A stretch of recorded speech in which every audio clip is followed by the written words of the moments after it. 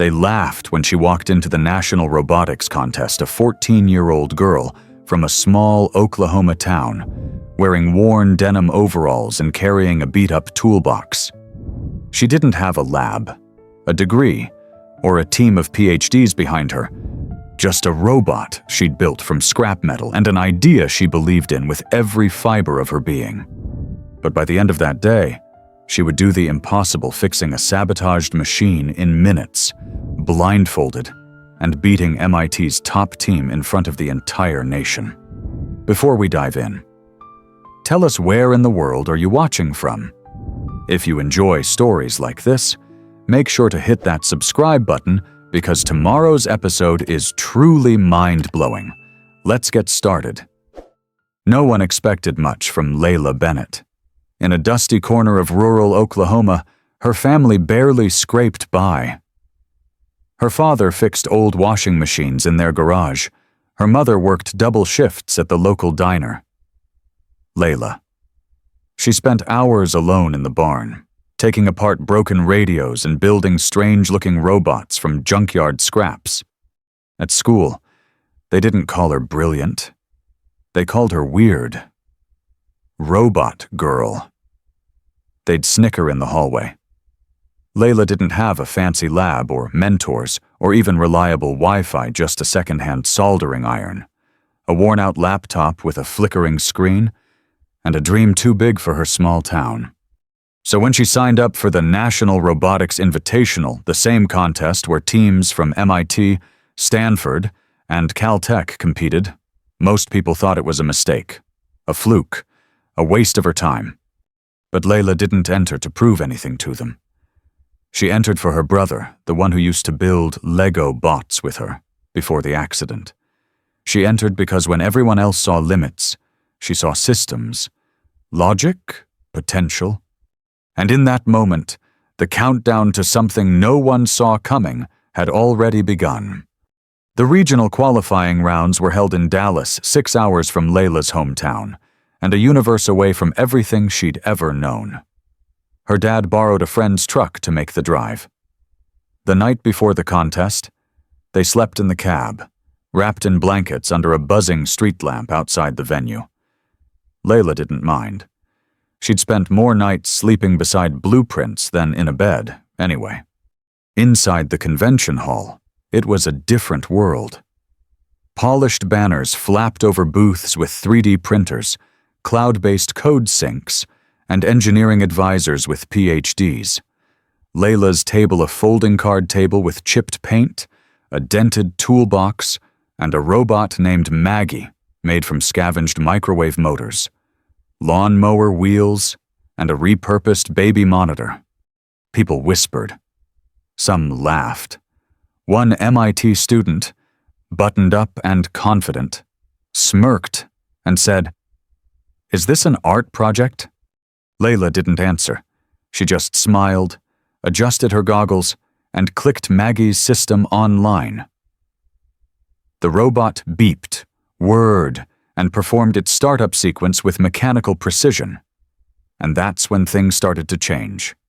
The contest was simple in concept, brutal in execution, a maze filled with puzzles, unexpected terrain, and live variables that required on-the-fly AI decisions. Each robot had to navigate it autonomously, without remote guidance. Most teams spent months training their bots with machine learning datasets. Layla had spent months thinking. She didn't have expensive processors, so she designed her code lean, no fluff, no wasted loops. Maggie didn't guess. Maggie made decisions, logical ones. Her bot passed round 1, then round 2, then quarterfinals. The murmurs started to fade. The laughter stopped. Judges started paying attention. Other teams double-checked their code. But the real turning point came during the semi-final challenge, a simulated blackout round. The lights cut out. Emergency red glows lit the maze. Monitors glitched. Control systems were scrambled. Some teams panicked. Some rebooted. Layla didn't move. She took off her goggles, pulled her hoodie up, and when the announcer called for teams to reactivate manually under restricted vision mode, Layla said calmly, "I can do it blindfolded."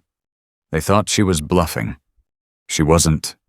She tied a bandana around her eyes and knelt beside Maggie, whispering code edits out loud, her fingers flying across the keyboard. No screen, no UI, just logic, just memory. Her voice steady, her mind sharp. Maggie rebooted. Lights flashed. The bot moved forward. 10 feet, then 30. Then it pivoted perfectly around a corner, dodged a collapsing gate, triggered a bypass sensor, and, as the room watched in stunned silence, solved the dynamic puzzle node in record time. The scoreboard blinked. Maggie 143, MIT's Cyclone Bot 309, Stanford's Neuro 9 251. The room erupted, not in celebration, in awe. Layla pulled down her blindfold and blinked into the overhead lights. Her dad was crying. The judges were whispering. Bartholomew Granger, the lead judge and former NASA systems engineer, mouthed the words, "Who is she?" By then, it didn't matter. Everyone knew her name. Layla Bennett. The girl they laughed at in the hallway. The girl with duct tape on her boots. The girl who came from a garage instead of a lab. And in that moment, as Maggie rolled back toward her and beeped twice, the whole world finally understood. Genius doesn't always wear a badge. Sometimes, it wears denim and carries a dream. The day after Layla's astonishing semifinal victory, her story was already rippling through social media. A grainy cell phone video of her blindfolded coding went viral overnight. Comments poured in, some inspired, others skeptical. Words like robot savant, backyard genius, and real-life Tony Stark popped up everywhere. But none of it had sunk in for Layla. Not yet. She was still focused. One round remained the final. That morning, as she arrived at the convention hall, something felt different. There was tension in the air. People stopped whispering when she passed. Teams that had ignored her now stared openly, some with admiration, others with envy. And then, as she checked her station, she noticed it. Maggie wasn't responding. At first, she thought it was a cable, a faulty battery, maybe a software hang.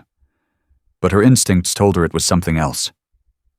She opened Maggie's casing, checked her internal wiring, and her heart sank. Her core control board had been tampered with. Wires were clipped. A micro-resistor had been bent, not something that could happen accidentally. Whoever did this knew exactly what to touch to cause maximum failure with minimal trace. Her fingers trembled. This wasn't just sabotage. This was personal. Layla stood frozen. Around her, the final was already being announced. 3 teams: MIT, Caltech, and her. The cameras were in place, the crowd buzzing. She had 5 minutes to present her robot at the starting gate. Her dad touched her shoulder gently. "We can walk away. No shame in that." But Layla shook her head. She didn't come here to walk away. She came here for Eli, her younger brother, still recovering from the accident. He used to build robots with her on rainy afternoons. She remembered his voice. "Don't quit. Lay, not until the last wire sparks." So she grabbed her toolbox, flipped Maggie's chassis onto her side, and went to work. Fast. Focused, like her life depended on it. The crowd watched. Confused. The judges looked at their watches. She had 3 minutes. 1 wire. 2 screws. She reached for a spare board, not the best one, but enough to function. Her hands moved with muscle memory she didn't know she had. 2 minutes left. She entered recovery code from memory. No time to test. Just trust. 1 minute. She wheeled Maggie to the gate. The announcer looked surprised. Team Bennett, ready. Layla exhaled. She's ready. The maze lit up. The timer began. Maggie jerked, hesitated, then began to move slow at first, cautious, like waking from sleep, then smoother, faster. Layla watched every move like a prayer. Maggie dodged a drop gate, climbed a tilted ramp, identified an unstable platform and recalculated the route. The crowd leaned in. But then halfway through the course, the lights dimmed. Again. Another blackout. This time, no safety net, no restarts, no blindfold drama. The judges were ready to disqualify all bots mid-run. But Maggie kept going. She was running on Layla's backup code written months ago during a thunderstorm when their power had gone out.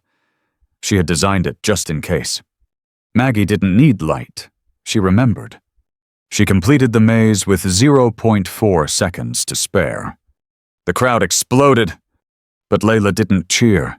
She didn't cry. She just crouched beside her robot and whispered, "I knew you would." Later that evening, as the judges handed her the first-place trophy, someone from MIT approached her quietly. He didn't smirk this time.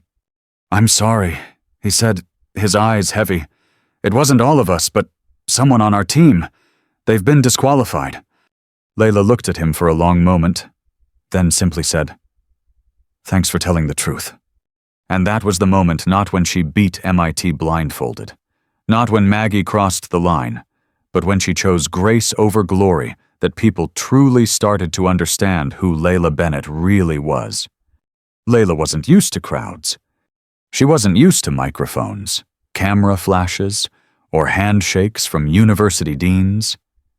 But that's exactly what greeted her the morning after the final round.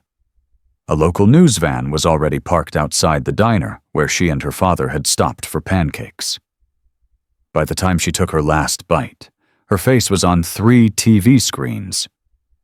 Across the country, people were calling her the girl who outcoded MIT. A talent scout from NASA emailed her principal. An engineering professor from Georgia Tech offered her a full scholarship effective immediately. But it wasn't just the big names that reached out.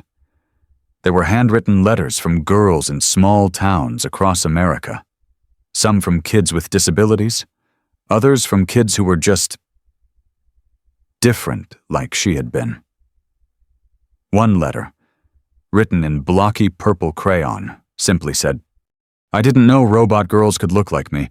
Now I do. Thank you." Layla held that letter to her chest for a long time. Back at school, everything felt surreal. The kids who used to call her Robot Girl in mockery now asked her to help with their science projects. Teachers asked her to give talks in class. Even the principal, who once suggested she tone it down during the talent fair, introduced her as our hometown hero. But Layla didn't feel like a hero. Not yet. Because while the world had started to change how it saw her, she was just beginning to change how she saw herself. She had spent so long trying to shrink herself, trying to fit into boxes that were never built for minds like hers. She had doubted her worth, her voice, her vision. She thought maybe she needed the right badge, the right school, the right lab coat to be taken seriously. But standing on that contest floor, fixing a robot sabotaged by fear, and watching Maggie move forward under her own logic, something had shifted inside her. She realized genius wasn't about being louder than the doubters. It was about listening to the voice inside you even when it shakes. Especially when it shakes. At home. She returned to the barn where it all began. The space smelled like solder and summer dust. Maggie sat quietly on the workbench, next to a pile of spare parts. Layla looked around and saw more than wires and circuits. She saw possibility. She saw a future. That night, she made a decision. She wasn't going to wait for the world to catch up to her anymore. She was going to build something that brought others along with her. She started writing not just code, but ideas. She mapped out a project called Backyard Bots, an open-source robotics curriculum designed for kids without access to fancy equipment or expensive programs. She posted it online, free to download. Within a week, she had messages from New Mexico, Kenya, the Philippines, and rural Alaska. One dad wrote, "I printed your manual out on recycled paper.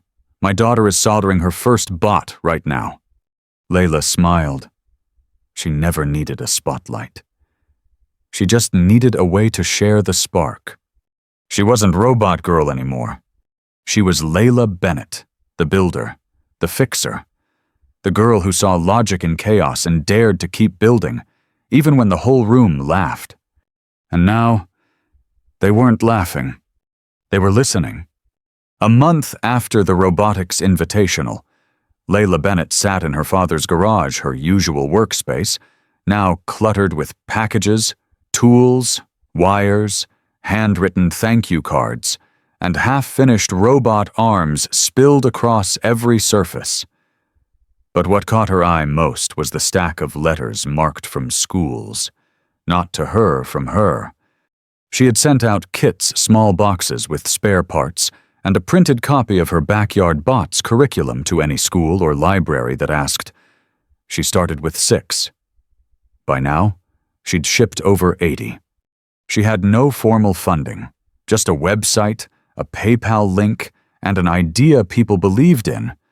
And then, an unexpected email changed everything. Subject line, "We'd like to talk. Carnegie Robotics Foundation." She almost deleted it, thinking it was spam.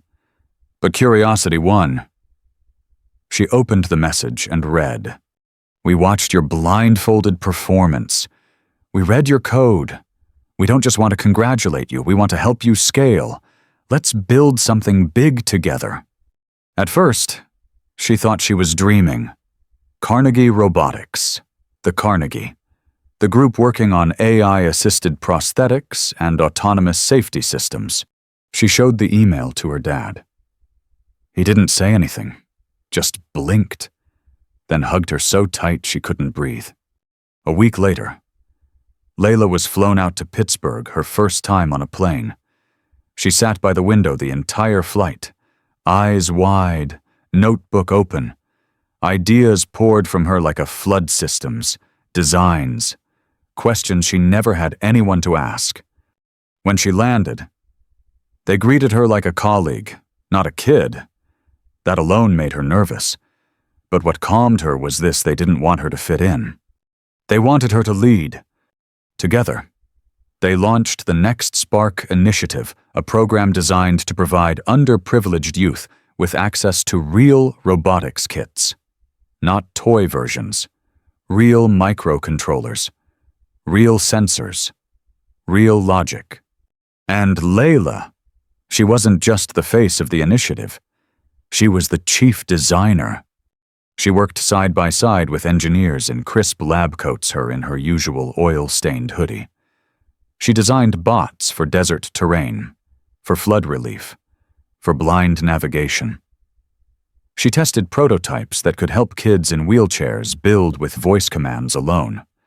Her name, once whispered in school hallways, as a joke now appeared in headlines across the country. Teen engineer launches nationwide robotics program for kids with no resources. The girl who beat MIT Blindfolded is now teaching thousands to build. But even as the cameras returned, as podcast hosts asked for interviews and schools invited her to speak, Layla stayed grounded. She always returned to the garage, where it all began, sometimes with a crew filming her story, sometimes just by herself, tightening bolts while humming softly. One afternoon, while debugging a mobility sensor, her dad asked, "Do you ever miss being just the girl in the barn?" Layla smiled, twisting a wire into place. "I still am, because despite everything, the foundation partnerships, the media attention, the invitations from Stanford and MIT themselves, Layla never chased the spotlight. She chased function. And when she saw a gap, she filled it. When she saw a door locked, she built her own key. And now, That key was unlocking something far bigger than her own dreams. It was unlocking the dreams of hundreds, maybe even thousands. Because the girl they once doubted had become something far more powerful than a robotics champion. She had become an opportunity creator. It had been 6 months since Layla stood blindfolded on that competition floor. 6 months since Maggie rolled across the finish line. 6 months since the world stopped laughing. And yet, in a quiet corner of her barn-turned lab, Layla found herself staring at a photo. It was old, slightly torn at the edges, faded from sun and oil stains. In the picture, her younger brother Eli, holding a half-built robot in his lap, his smile toothy, one sock missing. Her own hand rested awkwardly on his shoulder, mid-laugh. They looked like any two kids on a lazy Saturday, except Eli's legs didn't move anymore. The car accident had changed everything. Eli had been the first person to believe in her ideas. He called her Professor Layla and followed her into every experiment, even the ones that failed with smoke and sparks. But after the accident, he changed. Not just physically, emotionally. He stopped building, stopped smiling, stopped asking questions. Layla never stopped blaming herself. She had begged him to run outside that day to grab the last piece of an old motor before the junk truck came. If she hadn't insisted. Maybe. She shook the thought away. Again. But no award, no article, no headline could silence the guilt. Until one day something shifted. It was a rainy afternoon when she got home from the Carnegie lab, soaked to the bone, boots muddy, notebook clutched tight. As she dropped her bag, she heard a faint buzzing sound from Eli's room. At first, she thought it was a game console. Then she saw it on his desk, surrounded by crumpled candy wrappers and wires a robot arm, half-built, jerky in movement, but moving. Layla stood frozen. Eli turned slowly, eyes wide like he'd been caught stealing cookies. It's nothing," he mumbled. "I was bored." Layla stepped forward, barely breathing.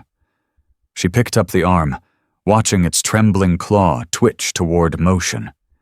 It was crude. It was glitchy. It was beautiful.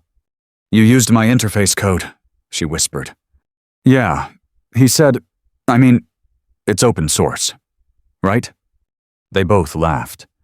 That night, for the first time in nearly a year, Layla and Eli stayed up past midnight, not talking about the accident, not about robotics contests or scholarships or foundations, just building, just being. The next morning, Layla emailed Carnegie Robotics. Subject: new design proposal. I want to build a robotics module for kids with limited mobility, something they can control with their breath, their eyes, their voice, anything. I want my brother to use his ideas again. They replied the same day, "Yes, let's build it together." And so began the most meaningful project of Layla's life. Not one to win medals, not one to impress engineers, but one to return joy to the person who had once inspired hers. They called it Project Eli. The first prototype was clunky. Eli laughed when it short-circuited. Layla laughed harder when he hacked it to play music instead. Slowly, together. They made it better, sleeker, more responsive, more fun. And soon, other kids began to use it too. Kids in wheelchairs, kids with cerebral palsy, kids who had always watched from the sidelines. Now they could build bots, command arms, launch mini-drones not with their hands, but with their imagination. Layla stood in a community center in Tulsa months later, watching a 6-year-old girl blink into a headset and send her robot forward. She wiped a tear before it could fall. "You okay?" Eli asked beside her, rolling up in his chair, now upgraded with a prototype sensor of his own making. "Yeah," Layla said softly. I finally am. Because that's what growth is? Not the applause, not the trophies, but the moment when the spark you once carried alone becomes a fire that lights the way for others. The auditorium smelled like fresh varnish and anticipation. Layla stood backstage, clutching a crumpled note card she wouldn't use. She was about to speak at the National Youth Engineering Summit, headlining a list of names that included founders, inventors, and CEOs. The organizers had insisted she speak last. "Save the best for the standing ovation," one had joked. But Layla didn't want applause. She wanted ears that listened, really listened the way no one had when she was 12, building robots out of microwave parts and rusted lawnmower gears in a dusty garage. She peeked through the curtain. Hundreds of kids filled the seats. Some fidgeted with their DIY bot kits, others clutched notepads. A few wore oversized goggles, her signature now, and right in the front row, seated in a sleek, sensor-activated wheelchair, was Eli. He gave her a thumbs up with his custom motion-controlled glove. She smiled. When she stepped into the light, the room went still. Layla looked out at the faces before her. Not teachers, not engineers, not critics. Dreamers. And for the first time, she told the full story. Not the polished version the media repeated, but the real version. The fear, the sabotage, the moment she nearly quit. The truth about Eli. The truth about what it feels like when the world doesn't see your worth until you prove it under pressure. She spoke about the garage, the duct tape, the blindfold, the power of building when no one's watching, and the grace to keep building even when they are. "I used to think I needed to be perfect to be taken seriously," she said softly. "But I learned something standing in the dark, fixing a broken robot with no time left. You don't have to be perfect. You just have to be brave." The silence broke with thunderous applause, not loud because she asked for it, but because every person in that room saw themselves in her fight. Later, a reporter approached her. "Where do you go from here?" "Layla, Carnegie, Silicon Valley, NASA." She looked at Eli, now surrounded by 3 younger kids showing off their voice-controlled robots, all running on code she helped write. Layla smiled. "Wherever the kids need me." And that's exactly what she did. Over the next year, Layla launched the Spark Academy, a non-profit mobile robotics classroom that traveled to rural schools, underfunded communities, and kids like her overlooked, underestimated, and wildly capable. She didn't lecture, she listened. She didn't hand out trophies, she handed out tools, one small hand at a time. She rebuilt the pipeline from curiosity to capability, proving that talent doesn't only live in big cities, fancy labs, or polished resumes. Sometimes it's in a barn. Sometimes it's in a wheelchair. Sometimes it's hiding behind fear, waiting for someone to believe it belongs. And now, because of Layla Bennett, it does. Her blindfold from that robotics competition now hangs framed on her barn wall, not as a symbol of victory, but as a reminder of what you can see when you trust yourself enough to close your eyes to doubt. Because in a world that values credentials, titles, and appearances, Layla proved something extraordinary. You don't have to look like genius to be one. You just have to build anyway. Anyone can build if they're willing to keep trying when the pieces don't fit and believe in the design no one else can see. The girl who once stood in the dark, blindfolded, fixing a broken robot with the world laughing, had become the mentor who would help others see their own brilliance. Because for Layla, and for those who follow the finish line, was never the end. It was only the start of what they'd build next. The end. Up next, 2 more powerful stories that will leave you inspired. Click to keep building with us, and don't forget to hit subscribe if you believe every dream deserves a chance to be built.